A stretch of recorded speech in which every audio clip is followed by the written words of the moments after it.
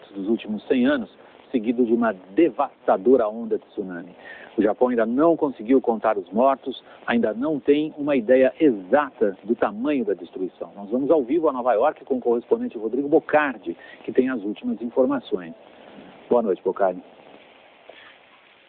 Oi, William, boa noite. O único número certo até agora é o da intensidade do terremoto, né? Foi o mais forte já sentido no Japão, e essa violência toda que a gente acabou de ver aí, viu durante o dia, é que impede a descoberta do tamanho do desastre. Só na cidade portuária de Sendai, que fica no nordeste do Japão, cerca de 300 corpos foram encontrados. Fala-se em cerca de 1.000 mortos no país inteiro, e pode ser mais, porque centenas de pessoas ainda estão desaparecidas. Hoje é dia de buscas no Japão e o mundo até que tem demonstrado apoio. 45 países ofereceram ajuda. 4 já estão empenhados: Austrália, Nova Zelândia, Coreia do Sul e os Estados Unidos. Navios americanos com helicópteros que estavam na Ásia já começaram a seguir para o Japão.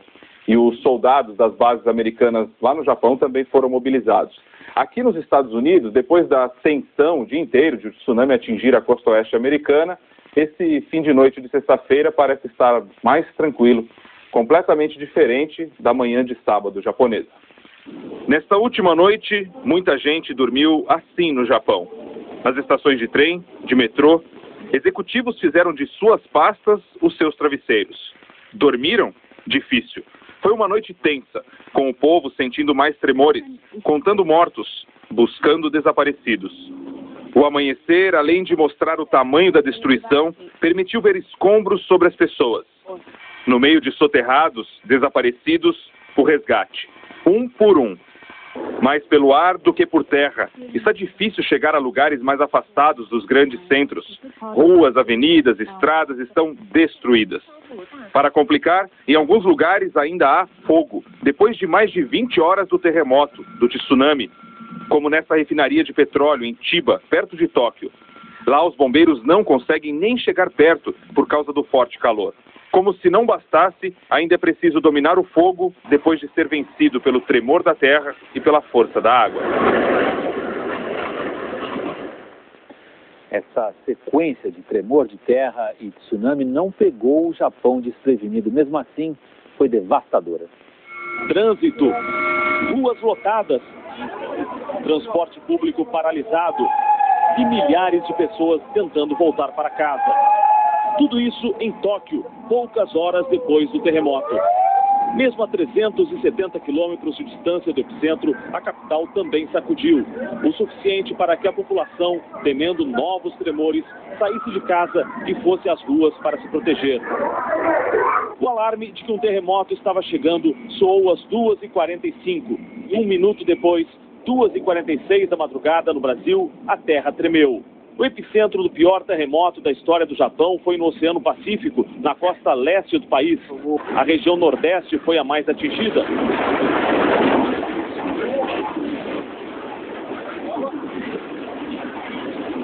Segundo o Serviço Geológico dos Estados Unidos, o tremor foi de 8,9 graus na escala Richter, o 7º maior já registrado no mundo. Mesmo para um país acostumado a fortes tremores, esse último foi devastador e foi seguido de mais de 30 réplicas, com o mais forte de magnitude 7,1. A terra sacudiu durante 2 minutos. Fez tremer supermercados, casas, escritórios, como da rede da TV NHK em Sendai, a cidade mais devastada. Essa estrada afundou quase 1 metro. Uma reunião do parlamento japonês foi interrompida. Os prédios no Japão são construídos para suportar os abalos, mas muitos não resistiram. Este começou a ruir e as pessoas que estavam dentro correram para a rua. Cenas assim se repetiram em várias partes do país.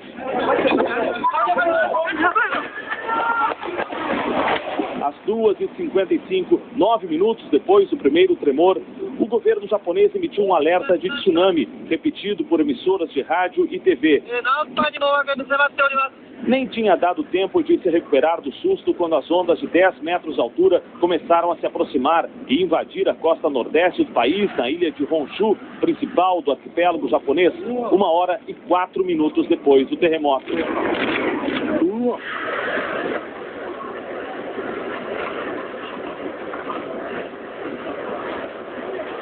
A água foi derrubando tudo e logo se misturou a lama e destroços. Engoliu plantações. Bairros inteiros ficaram submersos. Este barco ficou no meio de um redemoinho gigante. Carros eram jogados contra pontes e estradas e os barcos arrastados com a correnteza.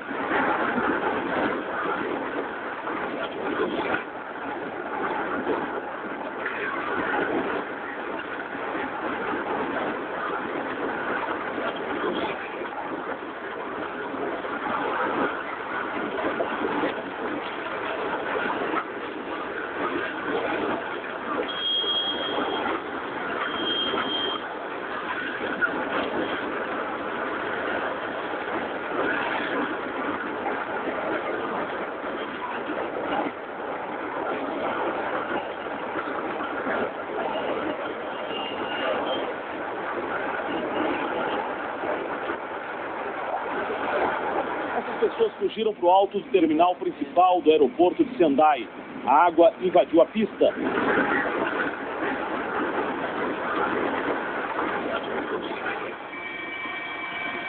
Essa animação do governo americano mostra o caminho do tsunami pelo mundo, começando na Ásia e alcançando as costas da América do Norte e Sul. O Serviço Americano de Geologia emitiu alerta a pelo menos 50 países e territórios nessa área. O Havaí foi atingido 7 horas depois, mas houve poucos danos. Às 7 da manhã, meio-dia do Brasil, as ondas chegaram à Califórnia. Apesar de atingirem a costa com menos força, causaram estragos na marina de Santa Cruz. 13 horas depois do primeiro terremoto, o Japão ainda sentia a terra tremer forte. O governo japonês decretou estado de emergência nuclear no país depois que usinas foram atingidas por incêndios e tiveram falhas no sistema de resfriamento. E isolou a área da usina de Fukushima depois que foram detectados níveis de radiação acima do normal. Pelo menos 44 incêndios foram registrados em 6 províncias. À noite, as chamas continuavam a destruir uma refinaria de petróleo em Ichihara. Várias casas e prédios da cidade de Kasenuma também foram tomados pelo fogo. O Japão está localizado junto a um dos setores de maior instabilidade da crosta terrestre e desta vez foi vítima de um tremor muito próximo das principais ilhas. O Japão nunca